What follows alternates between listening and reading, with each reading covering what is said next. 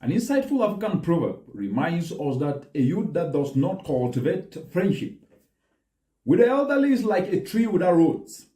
This proverb reminds us today that youth and the young at heart are complementary. It fits spot on with the reality encapsulated in this year's International Youth Day with the theme Intergenerational Solidarity, creating a world for all ages.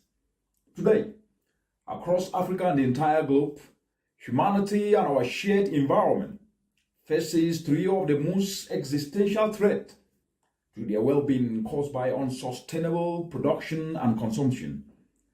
These patterns, as we're seeing across the entire world today, with them manifesting in nature and biodiversity loss, climate change, and pollution and waste are urgent threats that need to be urgently addressed.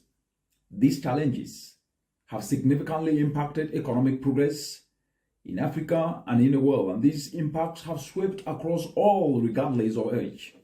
For example, when it comes to nature and biodiversity loss, Africa loses over $120 billion yearly, $65 billion from land degradation, amongst others.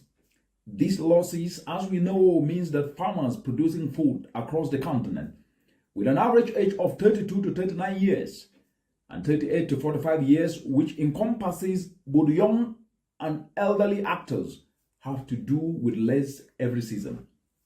It means tourism and wildlife jobs estimated at $23 million across Africa, of both youth and the elderly people are at risk of decline.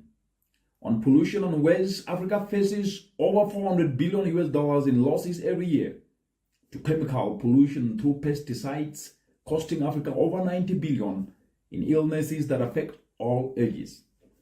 Compounding all these challenges is the elephant in the room, climate change, where African economies already are losing over $20 billion annually on the lower side. What we see here is clear.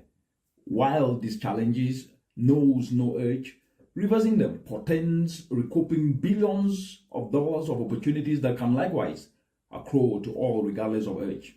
Solving them will therefore require joint efforts that are age neutral. And this book behoves each and every one of us, regardless of age, to address these challenges. And to make this happen, the following needs to be prioritized. And the first is skills retooling.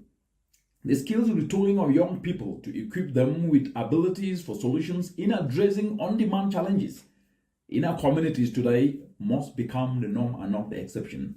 Youth need to tap into these opportunities for self-training to gain skills in addressing the triple planetary crisis and addressing these leading issues that communities are facing today. That takes me to the second point, which is that communities need to leverage cooperatives and structures for saving and investing to address the triple planetary crisis in a manner that unlock opportunities for themselves, and youth should lead on this.